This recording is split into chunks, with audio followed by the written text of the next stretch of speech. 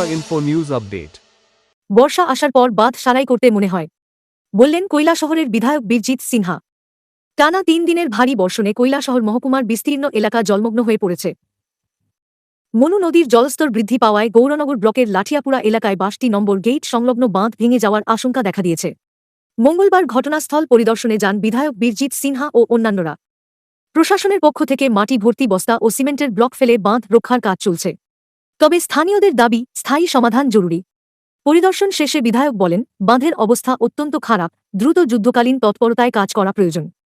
শুধু বালুর বস্তা দিয়ে এই সমস্যার সমাধান হবে না। খবর নিতে এসেছি, কারণ এখানে পঞ্চায়েতে যারা আছেন তারা আমাদেরকে রিপোর্ট করেছেন, যার জন্য পঞ্চায়েত সমিতির ভাইস চেয়ারম্যান সহ আমরা এক টিম এসেছি যে এখানে লাঠিয়াপুরার যে বন্যা নিয়ন্ত্রণ বাঁধ, এটার অবস্থা ভালো না। প্রত্যেক বছরই মানুষ আতঙ্কে থাকে, এই এরিয়ার মানুষ। শুধু এই এরিয়া না, এখানে বাঁধটা ভাঙলে অনেক গ্রাম প্লাবিত হবে। সেই জন্য যুদ্ধকালীন পরিস্থিতিতে এই কাজটা করা দরকার। কয়েকটা বোল্ডার ফেলে, কিছু বালু কয়েকটা বস্তা ফেলে এটা রক্ষা হবে না, আমরা যা দেখেছি। সুতরাং এখানে ঊর্ধ্বতন কর্তৃপক্ষ, চিফ ইঞ্জিনিয়ারকে এসে এটা দেখা উচিত, কারণ বর্ষা আসলে পরেই বাঁধ মেরামতের কথাটা মনে হয় গভর্নমেন্টের।